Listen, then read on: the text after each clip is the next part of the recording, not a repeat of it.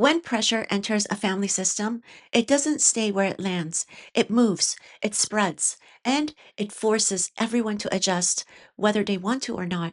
And that adjustment usually starts quietly. Last time, I talked about what happens when incarceration splits a marriage into two psychological realities. Today, we zoom out because when a marriage fractures under pressure, the family system doesn't remain neutral. It reorganizes.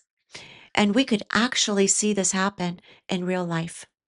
I want to talk about what happens psychologically when a family system is placed under prolonged legal and emotional pressure, using the publicly known dynamics within the Adelson family as context. Not to assign blame, not to speculate, but to understand patterns. Because family systems don't respond to pressure with logic, they respond with survival. And survival changes behavior. Welcome to the Psychology of True Crime with me, RC. One of the first changes we see under pressure is role intensification. People don't become new versions of themselves, they become more of who they already were. For example, in families under legal scrutiny, the person who historically managed image often becomes even more focused on controlling narratives. What's said publicly, what is said privately, and who speaks at all. You may notice that some family members step forward with statements while others retreat into silence. That's not random. It's the system deciding, often unconsciously, who is allowed to carry visibility and who's protected from it. Pressure doesn't create these roles, it reveals them. Another shift happens around loyalty. Under threat, loyalty stops being emotional and starts being structural. Who visits whom? Who funds what? Who speaks in support and who doesn't speak at all? In real families, under prolonged legal stress, you often see loyalty expressed not through affection, but through behavioral alignment, by showing up, standing firm, repeating consistent narratives, and the absence of these behaviors is often experienced internally as betrayal, even if nothing explicit is said.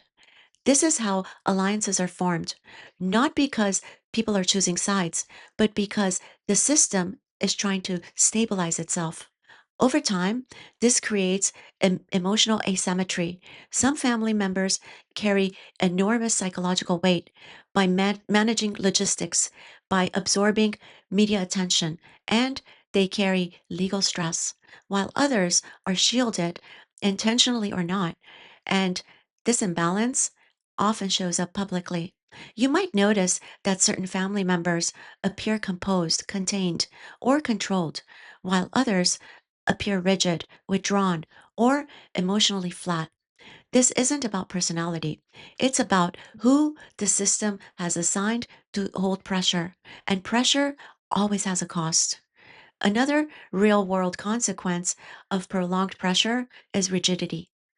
When new information emerges, healthy systems pause and adapt, but under threat, systems often do the opposite. They simplify. Instead of complexity, they choose certainty. Instead of flexibility, they choose consistency. You might see this when family narratives remain unchanged, despite evolving circumstances, or when questioning becomes unwelcomed. Not because people are hiding something, but because uncertainty feels intolerable when the system is already overwhelmed. Psychologically, rigidity is a defense, but it freezes growth. Public scrutiny intensifies all of this. When a family is watched, coping becomes performance. Private grief becomes strategic silence. Emotional containment becomes image management. What looks like strain from the outside often feels like suffocation on the inside. And this matters because systems under observation don't just cope, they perform stability. Children Even adult children absorb this. They learn which emotions are safe, which questions disrupt balance, and which loyalties must remain unquestioned. Not because anyone teaches them explicitly, but because systems teach through behavior. This is how psychological inheritance works. Once a family system reorganizes under pressure, it rarely returns to its original shape, even if circumstances change, even if legal outcomes shift, because the system has already learned a new way to survive. A survival leaves a mark. It always does. Next, we narrow the lens again because when family systems are under this kind of pressure, one person often becomes the emotional container, the place where tension collects, where expectations tighten, where coping style becomes visible. And that brings us to the psychological state of Charlie Adelson as the appeal approaches, not legally, not predictively, but psychologically, because pressure always reveals coping styles, and that's where we're going next. Thank you for being here. Take care of yourselves, and I'll see you in the next one.